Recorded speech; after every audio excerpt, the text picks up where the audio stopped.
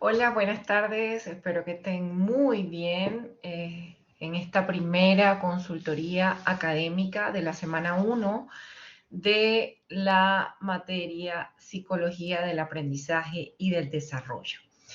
En estos minutitos, la idea es que podamos revisar cuáles son los contenidos y cuáles son las actividades necesarias para cubrir la semana 1.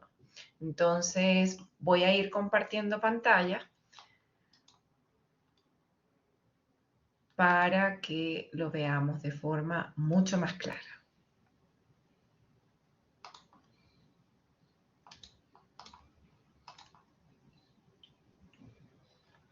Bien. Bueno, acá, como podemos observar, tenemos la intranet. Aquí yo semana a semana les voy a estar dejando anuncios, información, videos, cápsulas informativas, así que les pido que estén súper atentos a eso. Igual esos anuncios les llegan directamente a su correo. Y la idea es que entonces podamos ingresar en la semana 1, que es el contenido que ustedes desde hoy tienen disponible, ¿ya? Aquí podemos empezar a mirar un poco que en esta unidad la idea es que podamos mirar cuáles son las etapas del desarrollo humano, ¿vale? Y vemos que esta semana 1 dura del 21 al 28 de marzo. Es decir, todas las semanas van a estar disponibles desde los días martes y para carga de actividades o de evaluaciones, ustedes tienen hasta el lunes siguiente a las 11:59 para cargar. Bien, entonces tenemos que en esta semana ustedes tienen la opción de realizar una evaluación diagnóstica del módulo para, bueno, tener un poco la idea de cómo ustedes están ingresando en cuanto a conocimientos previos de la información. Esta evaluación, si bien les va a entregar a ustedes información valiosa, no es obligatoria, no impacta en el promedio. Así que mi recomendación es que la hagan, pero sientan la tranquilidad que no impacta directamente en su promedio, sino que es para más bien sumar información para ustedes mismos. El segundo paso que tenemos para esta semana es realizar la actividad práctica, que es una actividad formativa. Como su nombre lo dice, esta actividad va a contribuir en formar, en acompañar el aprendizaje, no impacta directamente en el promedio, así que tampoco es obligatorio realizarla, pero sí es importante que la puedan hacer para sumar conocimientos. Y lo que esperamos es que podamos aprender esta semana cómo se caracterizan las bases del neurodesarrollo infantil y qué pasa cuando se producen o se presentan alteraciones. Esto lo vamos a ver desde la concepción hasta la infancia. ¿Cómo avanzamos? ¿Cómo hacemos este proceso de aprendizaje? Bueno, la idea es que tú puedas ir haciendo, si tienes la disponibilidad, la evaluación diagnóstica del módulo. Te la voy a mostrar, tú puedes ingresar aquí y de una vez te lleva a esta opción. Te dice que es como un examen, tiene un límite de tiempo de 1 hora, tú puedes contestar las preguntas, pinchas acá el botón comenzar, el botón rojo y lo vas a realizar. La idea es que esta sea una evaluación que a ti te sume de lo que conoces, de lo que traes previamente de información para que luego lo vayamos consolidando aún más en la semana. Bien, cerramos por acá. Luego que hicimos la evaluación diagnóstica del módulo, tenemos un material descargable, un contenido que está conciso, resumido, que trae información importante y que te recomiendo que podamos revisar. Entonces, tú pinchas acá, semana 1, para tomar el contenido descargable y te abre esta opción. Son 19 páginas. Como ya sabemos, estamos tratando la materia Psicología del Aprendizaje y del Desarrollo y estamos interesados en esta etapa de ver cómo se van consolidando las distintas etapas del desarrollo humano. Bien, vamos bajando. Y aquí tenemos el contenido, el aprendizaje esperado para la semana. En cuanto a Psicología del Desarrollo, vamos a ver cuál es el contenido de la Psicología del Desarrollo. También vamos a ver cuáles son esas primeras etapas del desarrollo humano. La etapa prenatal, germinal, embrionaria, etapa fetal y también se complementa la información con un video. Luego, en el siguiente punto, tenemos la opción de ver prevención y promoción durante el embarazo. Es un punto bien, es cortito, pero es interesante saber y poder ir desarrollando ideas de cómo llevarlo a cabo. Luego tenemos, propiamente dicho, el punto de las alteraciones, cuáles son esas alteraciones que se pueden presentar en el desarrollo evolutivo, y tenemos el síndrome de Down, trastorno de procesamiento sensorial, parálisis cerebral, atrofia muscular espinal, hidrocefalia y espina bífida, como las más categóricas o las más conocidas. Quinto y último punto, tenemos lo que es la organización cerebral del lactante. Aquí vamos a ver un poquitito todo lo que es la neuro y la sinaptogénesis. Cuál es el desarrollo mensual que se espera que se dé durante el embarazo. Este es un cuadro que se presenta bien puntual también. El diagrama y, bueno, revisar un poquitito más la bibliografía, ¿vale? Todo este material igual va teniendo información como videos, como anexos que tú puedes ir revisando y encuentro que es súper importante que lo puedas realizar. Entonces, comenzamos con los puntos. Psicología del desarrollo es esa rama de la psicología. Saben que la psicología se puede desplegar en distintas áreas y en específico, esta rama de la psicología se dedica a estudiar cuáles son esos cambios conductuales y psicológicos que se esperan de un individuo, desde su concepción hasta su muerte. La psicología del desarrollo mira todas las etapas del individuo desde la concepción hasta la muerte. Y esta visión de la psicología hace énfasis en cómo los factores pueden influir en las distintas áreas en que una persona se desarrolla. ¿Qué factores pueden ser? Social, emocional y cognitivo. En cuanto a las primeras etapas del desarrollo humano, tenemos que considerar que está la etapa prenatal. Esta es una etapa que tiene lugar durante el embarazo y tiene una duración de 38 semanas.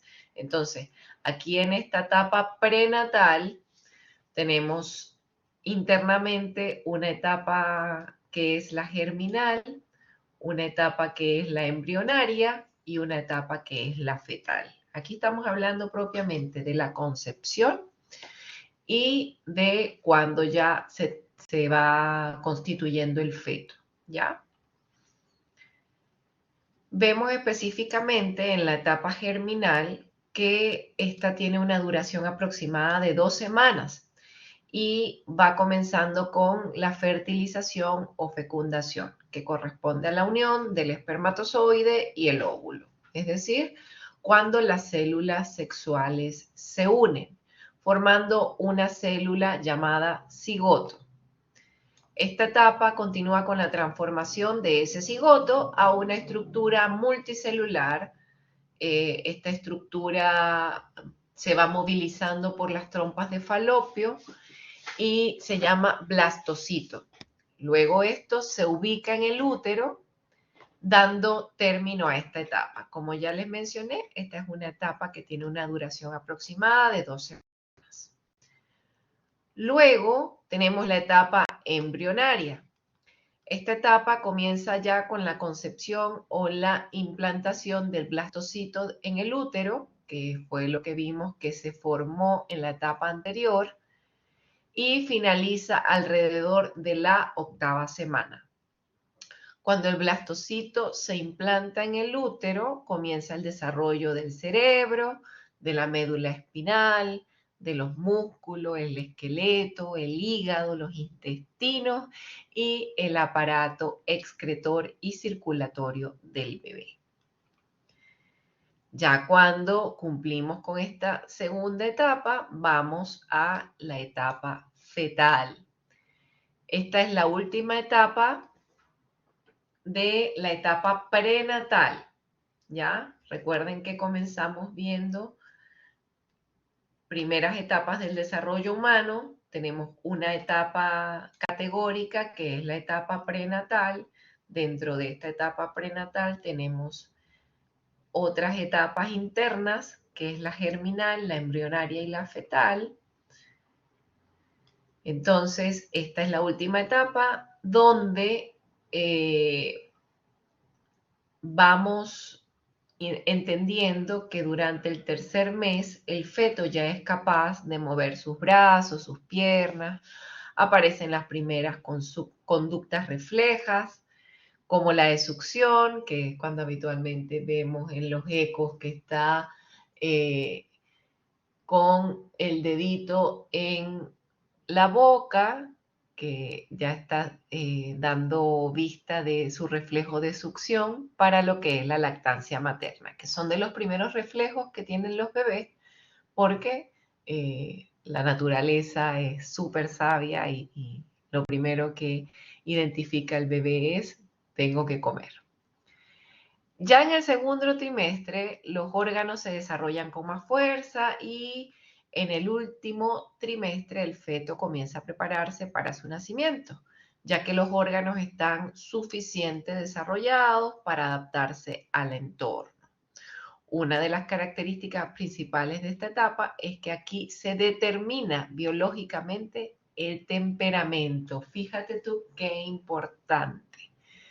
Entonces, en esta última etapa que incluye o que está dentro de la etapa prenatal, que es la etapa fetal, y que comienza en la 9ª semana, de la 9ª semana en adelante, y finaliza hasta el parto o el alumbramiento. En esta etapa es donde se va formando el temperamento y todo lo que contribuye a la formación de la personalidad y las emociones de las personas. Así que súper interesante esta parte. Aquí te compartimos un video. Yo te pido que por favor lo revises para que reforcemos esta parte de las etapas. En adelante, como les había mencionado, tenemos el punto 3 que habla un poco de la prevención y promoción durante el embarazo. La idea de esto es reconocer, fomentar y aplicar estrategias que puedan ser utilizadas en prevención de embarazos adolescentes o embarazos no planificados. Y que haya la promoción, la exaltación de un embarazo que sea responsable, para evitar que factores de riesgo dentro del ambiente, dentro también de la persona que va a ser responsable de llevar la gestación, puedan afectar las etapas que previamente hemos visto del feto. Entonces, estas estrategias, la idea es que puedan complementar, integrar programas que vayan en pro de lo que es la salud y la educación. La idea es que vayamos fomentando dentro de los entornos que tengamos, entornos inmediatos, entornos laborales, comportamientos sexuales responsables. Y que claramente estos vengan reforzados por la educación, por programas de incentivo, donde las personas que se inician sexualmente identifiquen la importancia y realicen conductualmente un comportamiento sexual responsable. Entonces, en estos programas también puede participar la familia completa, comprometiéndose con poder hablar de forma clara, entregar información, entregar herramientas que faciliten para todos los integrantes de la familia una salud reproductiva, un comportamiento sexual responsable y el uso de anticonceptivos, claramente, para prevenir el embarazo y enfermedades de transmisión sexual. Algo muy importante, que es que el diálogo abierto y sincero debe comenzar antes del inicio de la actividad sexual de las personas para que todo esto vaya siendo reforzado en la escuela, en la casa y en todos los entornos donde la persona se desarrolle. ¿Vale? Bien, ya estamos avanzando, estamos en el cuarto punto de 5 que estamos viendo esta semana y llegamos a la parte de las alteraciones de las etapas del desarrollo. Entonces, vemos que el síndrome de Down es una de las primeras alteraciones que se tocan en este contenido. Este síndrome es producido por una alteración genética, lo que estábamos viendo en las primeras etapas, una alteración genética que se desarrolla en la generación de un cromosoma extra en el par 21. ¿Ya? Entonces, gracias a este cromosoma, gracias a esta aparición, recibe el nombre también de trisomía 21. ¿Qué puede influir? ¿Qué factores pueden estar involucrados en la presencia de este síndrome? Que la madre tenga edad avanzada al momento de la gestación. Las probabilidades aumentan con la edad de que aparezca esta trisomía 21. A partir de los 32 años o más, el riesgo aumenta, sobre todo luego de los 45 años. Ahora, esto no exime que existan madres jóvenes que han tenido hijos con síndrome de Down y se deben a otro tipo de factores que también están involucrados. Como por ejemplo, ser portadores de la translocación genética para el síndrome de Down. ¿De qué se trata esto? La translocación se refiere a cuando un cromosoma se une a otro. Y en este caso, tanto hombres como mujeres pueden transmitir esta translocación genética, lo que hace que el síndrome de Down aparezca en sus hijos.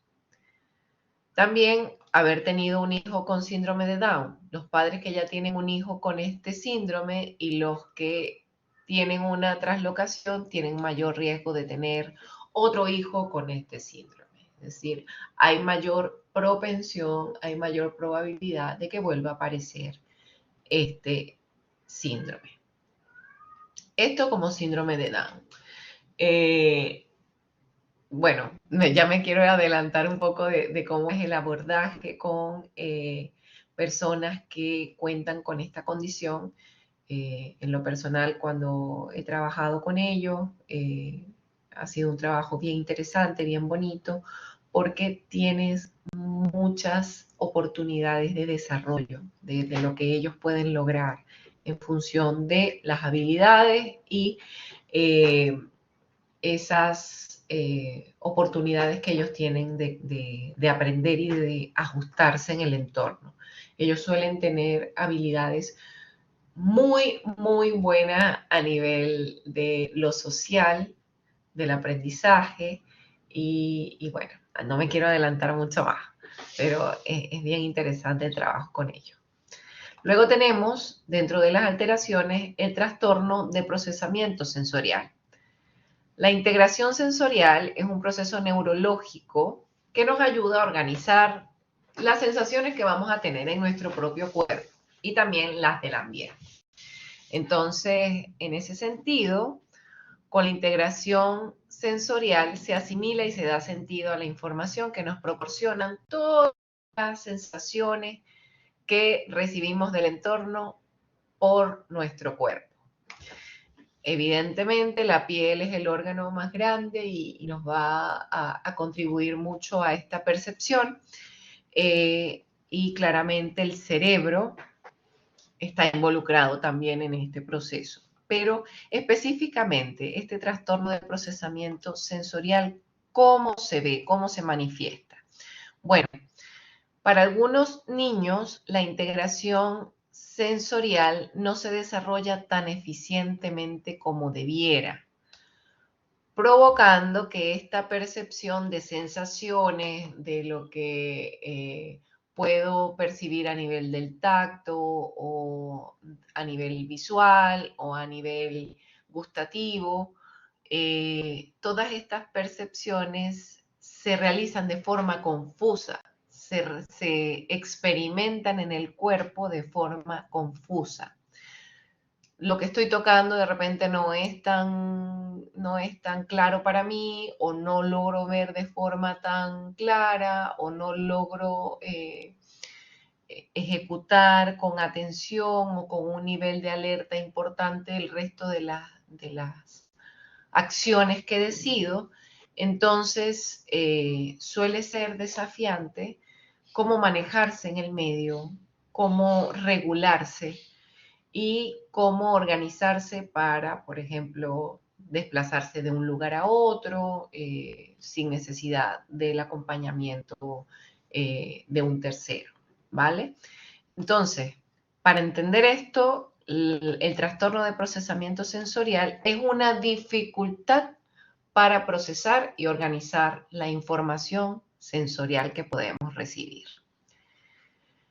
En la actualidad aún hay estudios y también investigaciones para tener claridad de cuáles son los factores que influyen en esto.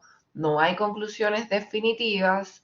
Algunas teorías son aceptadas, como las que se plantean que en alguna etapa del proceso de gestación pudo haber un retraso en la maduración sensorial de los bebés, como en por ejemplo, la etapa de consolidación de la piel.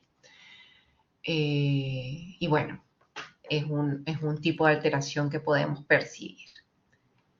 En cuanto a la siguiente alteración que vamos a ver es la parálisis cerebral, que se define como un grupo de trastornos que afecta la capacidad motora de las personas y también el control de la musculatura. Probablemente ustedes han podido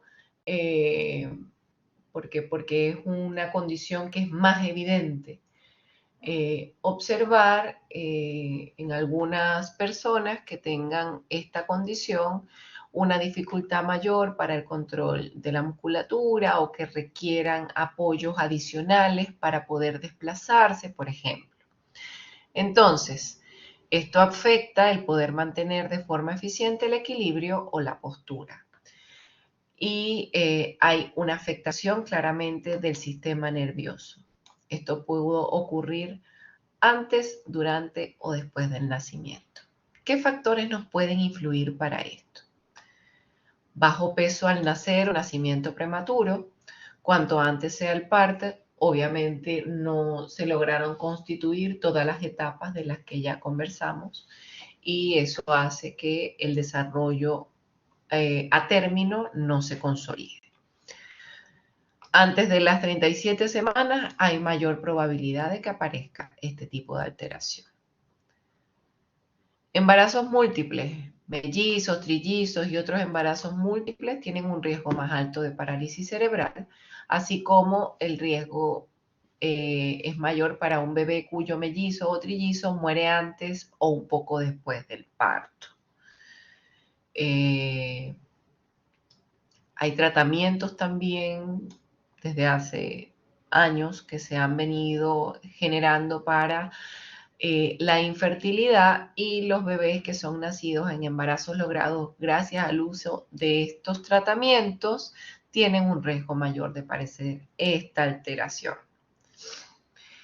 Infecciones durante el embarazo, entre ellas podemos encontrar toxoplasmosis, rubiola, el citomegalovirus, herpes. Todo esto puede afectar el correcto desarrollo en cuanto al útero, la función de la placenta y causar daño cerebral en el feto. Si te da fiebre durante el embarazo, a veces la fiebre de la madre durante el embarazo puede provocar daño cerebral en el feto.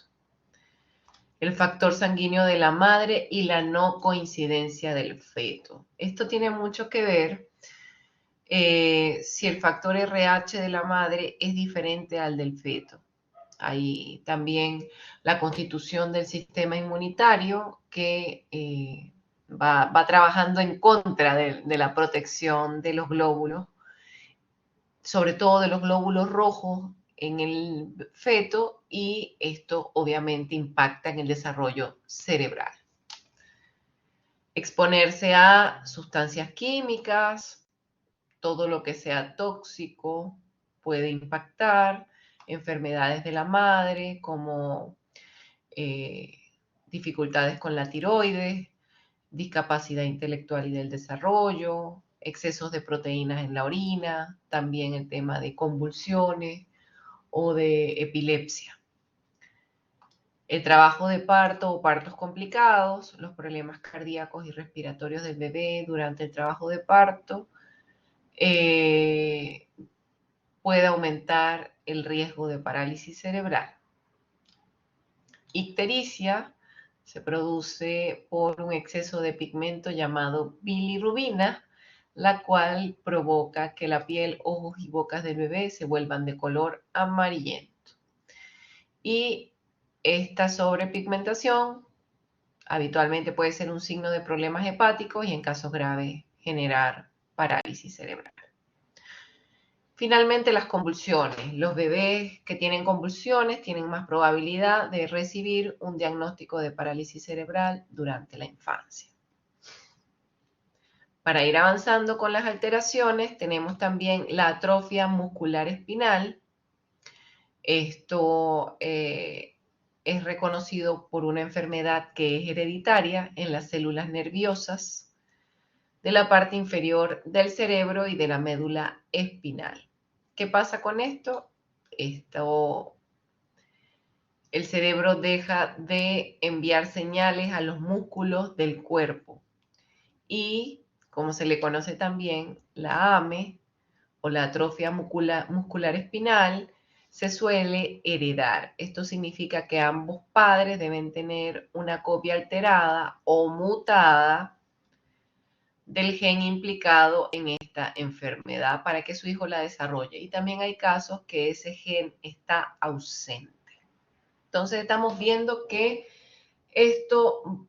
todas las alteraciones van tributando, sí, a factores que hay en el entorno, pero con mayor preponderancia a factores genéticos y factores que se van presentando en las etapas de gestación. La mayoría de las AME se presentan por deficiencia en una proteína especial, ¿ya? Esta proteína llamada SMN impacta en el correcto funcionamiento de las neuronas motoras. Entonces, fijémonos que en muchos casos hay presencia o ausencia de elementos que están generando alteraciones en el desarrollo evolutivo. Recuerden que estamos hablando de psicología del desarrollo. Bien. Hidrocefalia. La hidrocefalia se debe a un problema con el flujo del líquido cefalorraquídeo, que es el que rodea el cerebro y la médula espinal. Este flujo que va a pasar se va a concentrar en la cabeza, va a ir provocando una deformación de esta cabeza, lo que la genera más grande a los parámetros normales. Por eso ustedes pueden ver, quienes tengan hijos o quienes hayan estado con experiencias cercanas a evaluaciones médicas de recién nacido, que lo primero que se hace es medir la circunferencia cefálica para descartar cualquier presencia de esta condición. En los niños pequeños, la hidrocefalia puede estar asociada a infecciones adquiridas antes del nacimiento, infecciones que afectan el sistema nervioso central, las meningitis o encefalitis, que al final son inflamaciones. Lesiones antes, durante o después del parto, incluyendo hemorragias, defectos congénitos, que es un poco lo que hemos visto previamente, y tumores en el sistema nervioso central. En niños mayores, los riesgos de hidrocefalia comprenden que existan antecedentes de defectos congénitos o del desarrollo en sí mismos o en la historia familiar, lesiones o tumores del cerebro o de la médula espinal, infecciones del sistema nervioso central, sangrado en cualquier parte del cerebro y finalmente una lesión cerebral. En estas condiciones, si bien la persona o el niño va a requerir apoyos extra, recursos adicionales para poder desarrollarse en su entorno, vamos a observar más adelante que tienen la posibilidad de desarrollarse social, emocionalmente de forma eficiente. Espina bífida. Yo diría que es una de las condiciones que he visto que son más complejas de manejar. La espina bífida es un defecto congénito que se produce cuando la columna vertebral y la médula espinal no se forman correctamente, ¿ya? Estamos hablando ya de dos elementos base para poder constituir a la persona, que es la columna vertebral y la médula espinal. Se clasifica como el defecto de la estructura embrionaria llamado tubo neural, el cual durante el desarrollo se convierte en el cerebro, en la médula espinal del bebé y en los tejidos que los contienen. ¿Por qué se puede causar esta alteración? O más bien, ¿cuáles son las causas de este defecto? Deficiencia de folato o de vitamina B9. Es importante para el desarrollo saludable de un bebé que pueda estar suplementado con esta vitamina. Antecedentes familiares de defectos del tubo neural. Las parejas que han tenido un hijo con este defecto tienen una probabilidad ligeramente mayor de tener otros con la misma condición. Ustedes me pueden preguntar, pero hay parejas que han tenido hijos sanos y posteriormente tuvo un bebé con esta condición. Sí, se puede también ocurrir, pero hay que ver cuáles son los factores externos y cuáles son los factores de la madre que pudieron influir en esta condición. También el consumo de algunos medicamentos como los anticonvulsivos. Hablábamos anteriormente de que la epilepsia puede afectar también el desarrollo evolutivo del feto, diabetes y obesidad en la madre y aumento de la temperatura corporal. ¿Vale? Entonces, hemos visto ya 6 de las alteraciones que comúnmente pueden impactar en el desarrollo evolutivo del feto.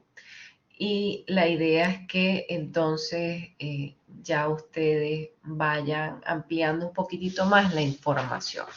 Yo luego les voy a hacer una cápsula más cortita que tengan que ver con la organización cerebral del lactante para que no nos quede tan extenso este video, y el cuadro del desarrollo mensual en el embarazo, que es lo que se espera. Aunque sí, vamos a hacerlo luego para que no nos quede tan extensa esta revisión. Entonces, bueno, chicos, tienen acá toda la información.